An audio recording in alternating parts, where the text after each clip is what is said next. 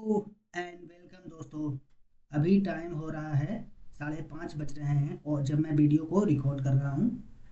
आज आज मैं यहाँ पे कल के लिए एनालिसिस करूँगा।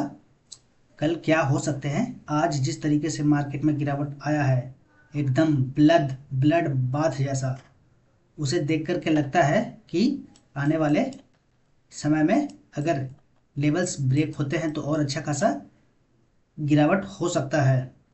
तो जो मैं शुक्रवार को लेवल्स बताया था उस पे भी मैं बात करूंगा, और जो कल के लिए जो लेवल्स होंगे वो मैं भी बताऊंगा। तो आप वीडियो को लाइक कर दीजिए और चैनल को सब्सक्राइब कर दीजिए। तो अब मैं वीडियो को शुरू करता हूँ। आज देखा जाए तो मार्केट में काफ़ी ज़्यादा सेलिंग प्रेशर थी। यहाँ तक कि मैं बात करूँ मिड कैप में तो करीब अच्छा खासा सेलिंग था। यहाँ पे मिड कैप में अगर यहाँ पे मैं देखूँ तो करीब 1.67% की एक हैवी सेलिंग आई है मिड कैप में, इस एरिया पे। और मैं यहाँ पे दूसरा बात करूँ स्मॉल कैप 100 इंडेक्स में, ये तो लगभग ब्लड बाथ ही हो गया। ये करीब 2.61% की हैवी गिरावट आई है इसको में। आज स्टॉक्स भी काफ़ी ज़्यादा गिरे हुए थे। तो बहुत ही ज़्यादा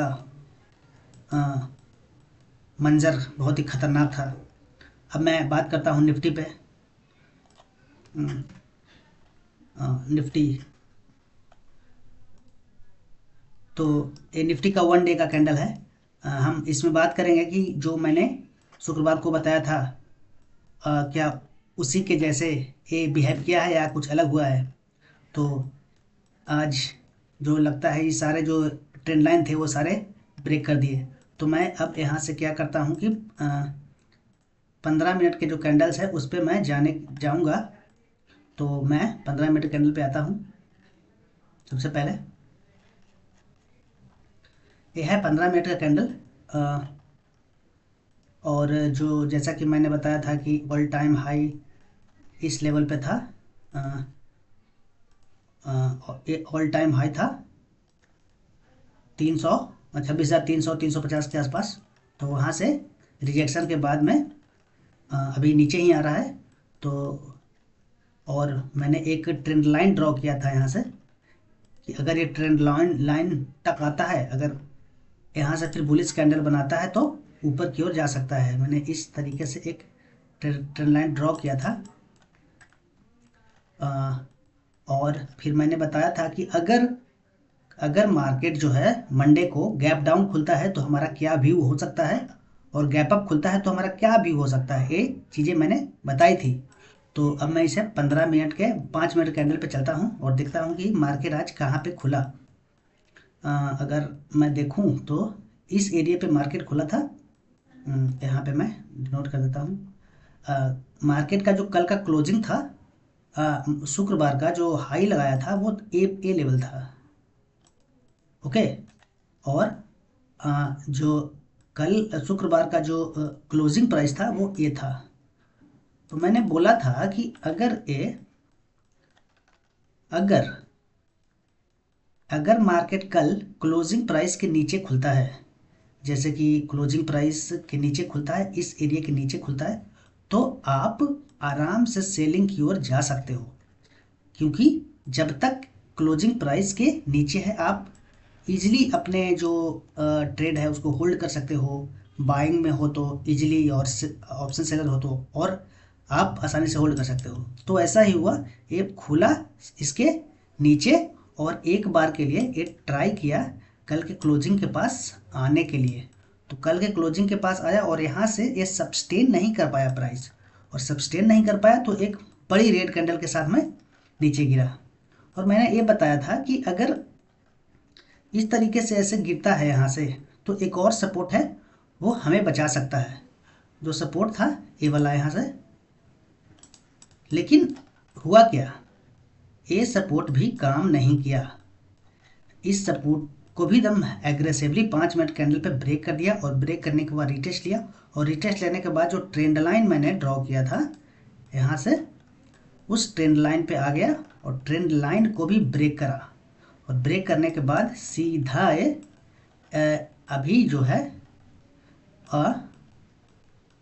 इस सपोर्ट पे आकर आज बंद हुआ है, जो कि है इस एरिया पे सपोर्ट पे बंद हुआ है, जो पिछला 2 दिन पहले जो मार्केट गिरा था वहीं पे आकर के बंद हुआ है। जो प्राइस है यहाँ पे 25,900 के आसपास प्राइस है, तो 900 के आसपास आके बंद हो गया है। तो अब देखना होगा कल क्या होता है। कल के लिए मैं सिर्फ यही कहूँगा कि अगर मैं यहाँ पे 2 चीज़ें ड्रॉ करूँगा कल के लिए, एक तो लेवल्स ए वाला और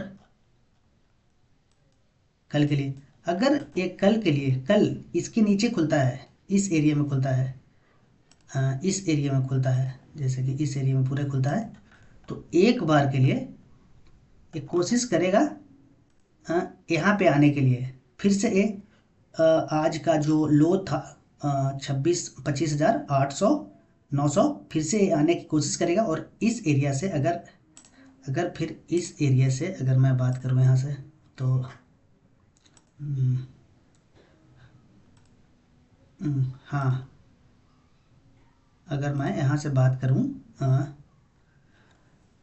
तो इस एरिया पे आने के बाद में इस एरिया के पास आने के बाद में अगर कोई बुलिश टाइप के कैंडल बनाता है और डब्ल्यू जैसा पैटर्न बनाता है, तो एक बाइंग की तरफ डब्ल्यू जैसा पैटर्न बनाता है, ऐसे आने के बाद ऐसे, या हायर लो बनाता है, तो एक बार के लिए फिर से यहाँ तक जा सकता है।